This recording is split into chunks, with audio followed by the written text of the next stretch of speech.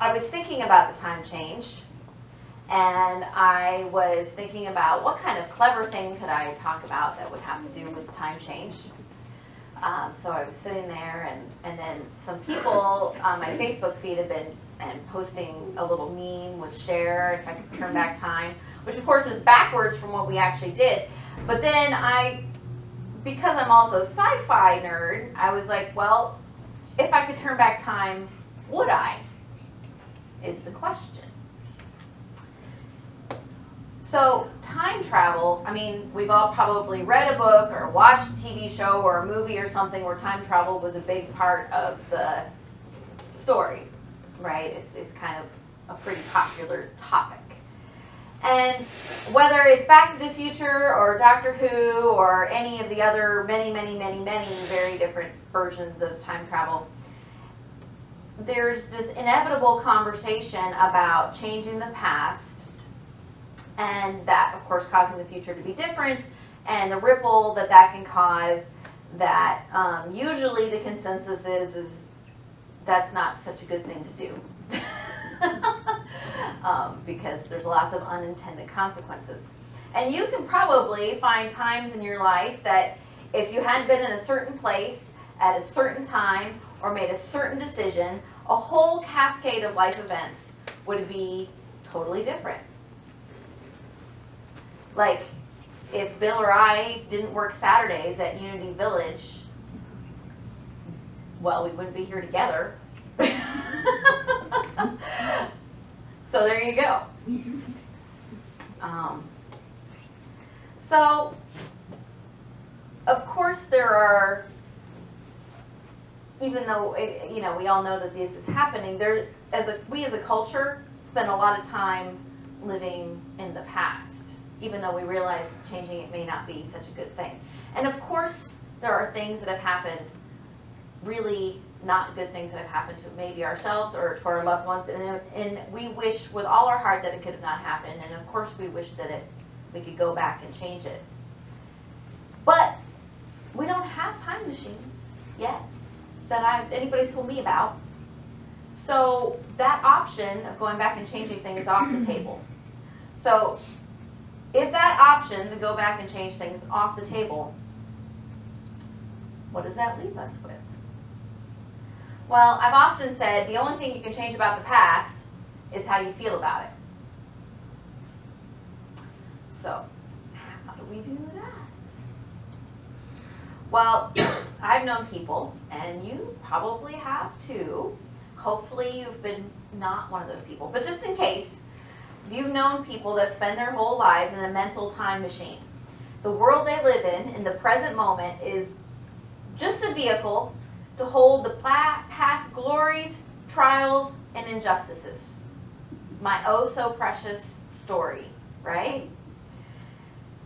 So I'm not saying that experiences and stories are not something we ever want to talk about. They make us who we are. They inform us about what's important, and they form the basis of our relationships. And telling our story is an important way for us to connect with one another. But it can also be the way that the past hijacks our present and keeps us from boldly stepping into who we've come here to be. It is possible, believe it or not, to get to the point of healing about our past stories, even the most tragic, where they can be told as a simple factual representation of what happened, instead of taking us on the emotional roller coaster. Now, I believe that our journey is to find that healing so that we can have more peace, more love, more joy. That's the point of our lives, to have the best life we can have. Myrtle Fillmore, co-founder of Unity, wrote about getting to this life in her book, Healing Letters. She didn't really write it as a book, it's her healing letters. And she said, "We do not attain this place of life, light, freedom, and love by allowing the soul to dwell upon these shadowy things of the past, or we're trying to recall the experiences through which we have come. Should we dwell upon such things, we would sink back into them. We must begin at once to rejoice in the light that has come to redeem our subconsciousness from the shadows of error and fear and superstition and mistakes. She just lays it all out there, doesn't she? So what are these shadowy things? Well, I kind of see it like, you know, that last bit of ice and snow that lurks in the corner of your yard long after the rest of the snow is, because the light doesn't get there. And, you know, and for us, eventually the heat temperature of the air will eventually melt those things. But some places that doesn't quite happen so much. And these are those shadowy corners. Those are the deep misbeliefs that maybe we learned really early in our lives. Often these are about our not enoughness, about our separation from God and from each other. And these misbeliefs can be things like, I'm not smart, I'm not worthy, not good looking, not healthy, or simply not good. Now, Myrtle has a solution. She usually does. And it may seem simple, but that solution is to turn our focus to God. Now, if we refocus our attention from we are somehow lacking to the truth of our oneness of all things, how can we say we're less than? If we can really live in the place that we are the one, we are all oneness, then how could we say we're less than? Interesting, right? So in our heads we may have gotten there, but the practice part. So, and yes, it may seem oversimplistic, but it's also, I mean, that's it. We could just stop right there. The key to freedom is to realize that we're not bound. But, of course, that's easier said than done sometimes. And I know we like to have tools in our spiritual toolbox, so let's play with tools. Sorry, they're not power tools.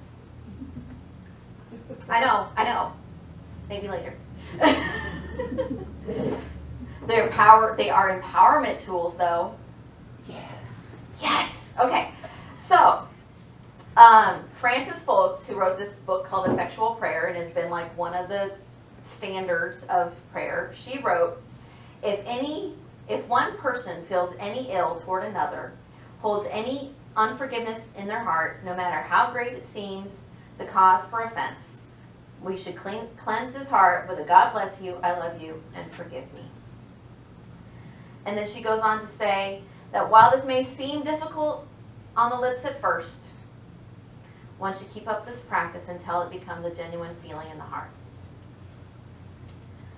So, God bless you, I love you, and forgive me. And just keep working it until you mean it. Because sometimes it takes a little while to get there, right? But do we really want to hold on to those stories, right? So, that's the simple version. And then that's the easy tool. Now we get to the power empowerment tools. So in the Pray Up Your Life book, which of course yours doesn't look like this, there's a much more in-depth and could be very helpful in those super extra sticky situations. So maybe this is more like Gugan than power tools. And so this is her formula, Charlene's formula. And she begins by urging you to read and contemplate the meaning of Psalm 51:10, which is, create in me a clean heart, O God, and put a new right spirit within me. Create in me a clean heart. To me, this means I'm opening my heart to be clear of the hurts that may be in me and to be filled with a faith and knowledge of my oneness. Because if we're really living in that place, of course, then, well, if we're all one, then if we're not forgiving someone, then, oh, shoot, aims back at us, right? So that's the first step. The next step is to make a list. Make a list of those you want to forgive. And if you're like really working with a particular situation, you might even write it out. So what happened? And then include that psalm on your page. Forgive and making me a clean heart. And then for the next 9 days, do this over again. Don't just read it. Actually write it out. So you're saying, these are the people I am forgiving. And you write it out like you mean it. Now, if you're still feeling the burden of unforgiveness hasn't been lifted or eased after 9 days, do it again. You knew that was coming, right? Because in Matthew, Jesus was asked how many times we should forgive. And you probably all know the answer. He said 70 times 7, which really just means keep doing it until you get there, which hopefully if you did it 70 times, 7 times, that would be enough, but you just keep going. Now, many wise people have taught that if you're feeling especially unwilling to forgive, that it may be something in us, like I alluded to, that we need to look at and forgive. Now, often, whatever we are most wanting to condemn in someone else is a version of something we judge ourselves for. Ugh. So, and if that's true, guess what? There's a trick or a solution or a tool in the book to help you work with that. So, you can get the book so you can follow this verbatim, exactly what her treatment for it. I'm going to read it to you. And then you can, or you can create your own version of it. Or, of course, you can go on the website and watch the video and just watch me say it over and over and over again and read along with me, right? So this is what she says to do if you're working on forgiveness and finding yourself stuck. You realize that maybe some of it has to do with you. So you say, I love myself enough to let go of that which has caused me pain and suffering. I willingly let go of any and all unforgiving thoughts about, fill in the blank. I prefer to use my energy for productive new opportunities. I am worthy to be free from unloving thoughts so I can move forward using my energy to love me and welcome new possibilities that await me. I love myself enough to make the conscious decision to let go of the past and move forward with poise, ease, and under grace.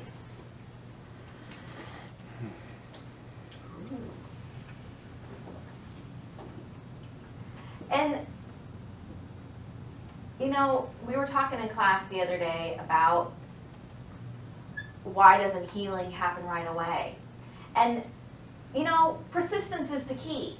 People forget that when Myrtle Fillmore healed herself, in the moment she realized she was a child of God, she didn't inherit sickness. She had a spiritual awakening, yes. But it took 2 years before the evidence of tuberculosis left her body. And in those 2 years, she didn't just slap an affirmation on it and go about her way. She spent hours a day in spiritual practice, healing, forgiving, focusing on shifting her situation. And so, it takes time. And it takes persistence. And it doesn't take just a slap and an affirmation on it to get there if you have a deep thing you want to heal. So, don't give up. Just keep, do, I think I can, do the thing. And if you're working hard on this and you're feeling, it's okay to give yourself a couple days of rest in between your 9-day treatments on this. Sometimes you got to give a day of rest.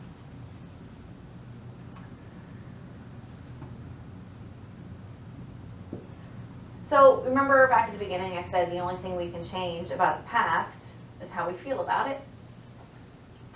Well, I think the reason I think forgiveness of others and ourselves is so important is that because it keeps us living in the present moment. It keeps us out of the present moment. And the present moment is how we experience life. It's how we set the course for the rest of our life. It's the foundation of everything that comes next. So if we are desiring a spiritual, enlightened, self-actualized, whatever you want to call it, life, it doesn't happen if we're focused on the past. It happens if we're here in the now, which creates our future.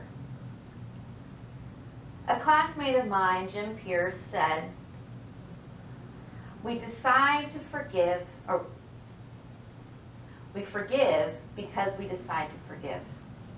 Healing occurs in the present, not in the past. We are not held back by the love we didn't receive in the past, but by the love we are not extending in the present. I'll say it again. We forgive because we decide to forgive. Healing occurs in the present, not in the past. We are not held back by the love we didn't receive in the past, but by the love we are not extending in the present.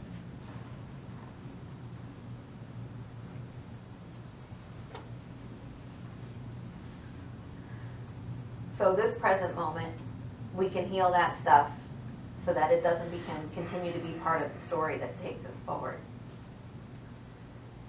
A little story about living in the present moment. Most of you know Mary Ellen has been doing snowshoeing for Special Olympics. And they did their local games, which they had to change the time because this whole weather thing makes it really difficult to snowshoe. And so there's been lots of stuff around that, right? And so a week ago, they went on Saturday, we went to practice, and the coach said to the team, well, the state games are going to go on, of course, but the snowshoeing portion has been canceled from state games because simply they don't think, even if they make snow, the snow will last long enough for everybody to get through their races. Which, considering what the weather is this weekend, we can see that they were right. The snow would not last through all the races that they needed to run. So they had to cancel snowshoeing. And the coach went on to say, well, we're going to have practice. We're just going to have a fun practice today. We're going to, run and round and do whatever we want to do and just have a great time. And so everybody's like, oh, darn, da-da-da-da-da-da-da. And then she's like, all right, go warm up. And off they went. The whole crew, off they went on their snowshoes, and then they ran races. And she turned to me, the coach, and she said, that's why I love working with these guys. She's like, I just told them really sad news that their game, that their races were canceled. And there they go. They're off. I was like, yeah. Because they're living in the present moment. They can't do anything about the decision that was made or that the snow didn't happen or whatever, right? So instead of living in the what could have been or the what might have been, or I could have been the snowshoeing champion, they're just like, okay, well, here we are. We're having a good last practice with our, our friends, with our teammates. So there you go. So in this present moment, I encourage you to go within and take the time to extend forgiveness to yourself and to others. To break free of the story of hurt and choose love and compassion for others and for yourself. So that next time you hear, if I could turn back time, you say with a clear heart, no thanks.